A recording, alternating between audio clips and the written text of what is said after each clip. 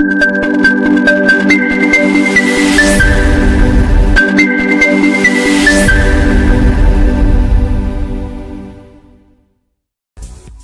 वालेकुम student, welcome back to my YouTube channel. आज जो मैं आप लोगों की टॉपिक लेके आई हूँ वो लेज़र के बारे में हम डिस्कस करेंगे। सबसे पहले हम लेज़र की डेफिनेशंस और इसकी जो है ऑब्जर्वेशन और हिस्ट्री के बारे में देखेंगे।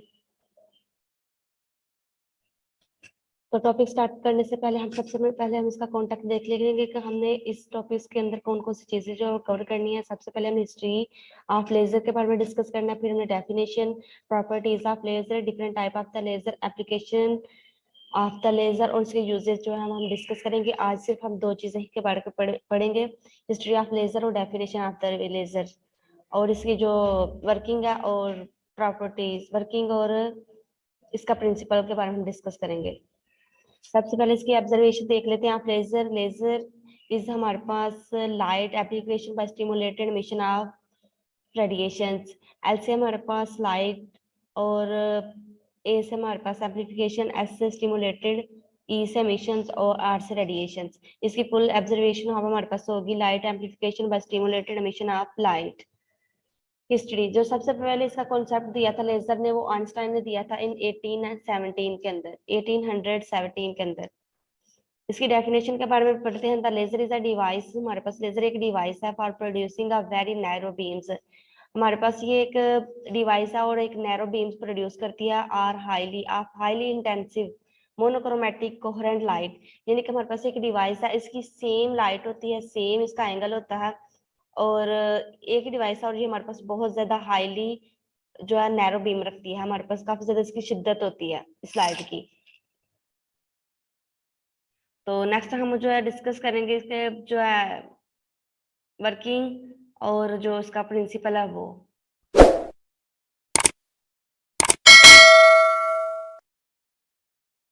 वर्किंग को यानी कि to understand the working of laser two term must be understand. हमें इसकी जो वर्किंग है उसको अंडरस्टैंड करने से पहले हमें दो जो हमारे पास टर्म है उसको अंडरस्टैंड करना जो जरूरी है। सबसे पहले स्टिमुलेटेड एमिशन, दूसरा हमारे पास आ जाता है पॉपुलेशन इन्वर्शन।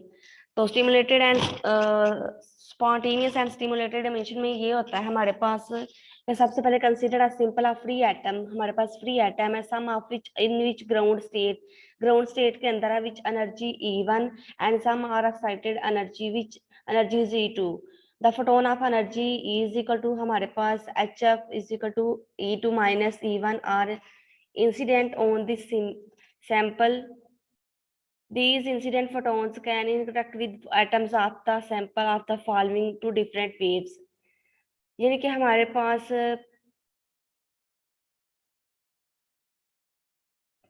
एक ग्राउंड स्टेट है और एक एक्साइटेड स्टेट है। हमारे पास दो स्टेट है, एक हमारे पास एक्साइटेड स्टेट है, एक हमारे पास ग्राउंड स्टेट है। एक्साइटेड स्टेट को हम नाम देंगे E2 का,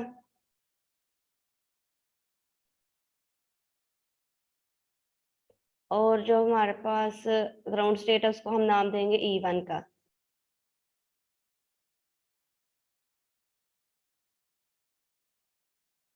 यहाँ पे हमारे पास इलेक्ट्रॉन पड़ा हुआ है, ठीक है, और यहाँ पे हम एक फोटोन इसके ऊपर अमिट करवाते हैं। ये कि एनर्जी हमारे पास जो इलेक्ट्रॉन एनर्जी गेन करने के बाद ये एक्साइटेड स्टेट की तरफ मूव कर जाएगा, ये यहाँ पे चला जाएगा, ठीक है। और यहाँ से जब वो नीचे की तरफ मूव करेगा तो यहाँ से हमारे पास दो जो है हमारे पास टू फोटोन जो है वो रिलीज होंगे। ये कह रहे हैं हमारे पास जो हमारे पास इलेक्ट्रॉन है वो एक ग्राउंड स्टेट के ऊपर पड़ा हुआ, जैसे उसको हम एनर्जी देंगे वो एक्साइड होगा, और एक्साइटेशन के बाद वो इसकी एक्साइटेड स्टेट की तरफ चले जाएगा। और जब वो डी एक्साइड होगा, ये आपने नेक्स्ट बताना है, तो इसके अंदर से दो फोटोन जो है वो रिलीज होंगे।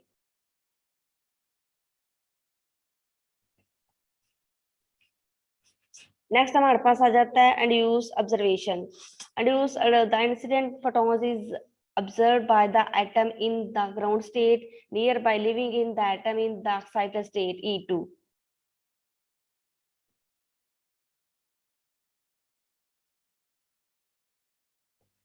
नेक्स्ट आ जाता है हमारे पास स्पॉन्टेनियस एमिशन। स्पॉन्टेनियस मतलब है खुद ब खुद, इसमें कोई भी हमारे पास एक्सटर्नल फैक्टर इन्वॉल्व नहीं होता। ये जो हमारे पास सेक्शन है जो इसके अंदर ये खुद ब खुद ही होता है।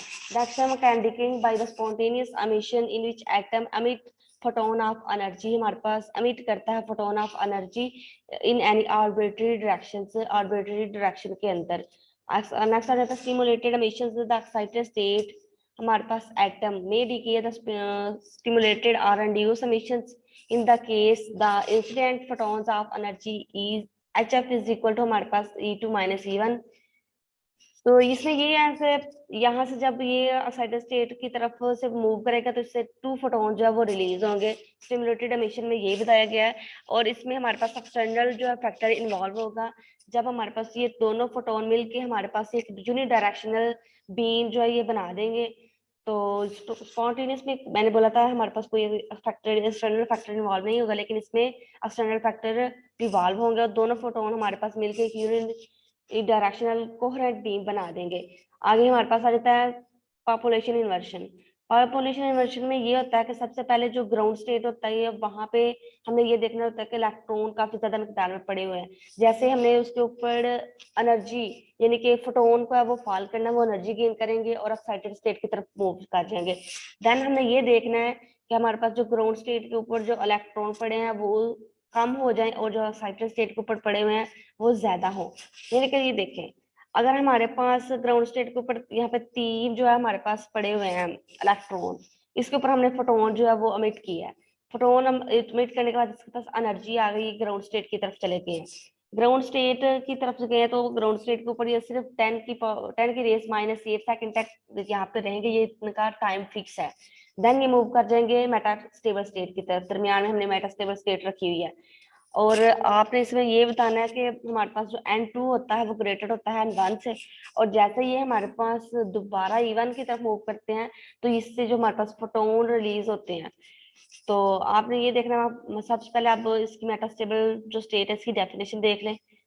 A metastable state is excited state in which an excited electron is unusually stable, from which the electrons spontaneously fall to lower energy after relatively larger times। यानी कि हमारे पास इसका जो टाइम है हमारे पास कम होता है और इसका टाइम 10 की रेस -3 होता है। तो पॉपुलेशन इन्वर्जन में हमारे पास आपने ये देखना है, सबसे पहले हमारे पास यहाँ पे 3 स्टेट होंगी। ये E1 स्टेट है, ये E2 स्टेट है हमारे पास, ये E3 स्टेट है। हमारे पास यहाँ पे जो हमारे पास पड़े हुए हैं इलेक्ट्रॉन, काफी ज्यादा जो हमारे पास यहाँ पे इलेक्ट्रॉन पड़े हुए हैं। यहाँ से हम इसके ऊपर फोटोन की रेज अमिट करते हैं, फोटोन अमिट करते हैं, इनके हमारे पास एनर्जी जो, और ये एनर्जी गेन करने के बाद ये इसकी एक्साइटेड स्टेट की तरफ मूव कर जाएंगे। ये यहाँ पे चले जाएगा, ये हमारे पास यहाँ पे जाएगा और ये यहाँ पे 10 की रेज -8 सेकंड तक यहाँ पे स्टे करेंगे। देन ये फिर यहाँ से मूव कर जाएंगे मेटास्टेबल स्टेट की तरफ। यहाँ से मूव करने के बाद यहाँ से जब वो मूव करेंगे तो फिर हमारे पास यहाँ से ग्राउंड स्टेट की तरफ मूव करेंगे। तो यहाँ से हमारे पास फोटोन की रेज जो है वो अमिट होंगी। तो आपने ये बताना हमारे पास N2 जो है वो ग्रेटर हो N1 से। तो ये है हमारे पास इसका जो वर्किंग और इसकी जो प्रिंसिपल था। मुझे उम्मीद है कि आपको ये लेक्चर जो है वो समझ आ गया होगा। बाकी जो इसकी जो प्रैक्टिस है और प्रॉपर्टीज है हम नेक्स्ट वीडियो के अंदर डिस्कस करेंगे। अल्लाह हाफिज।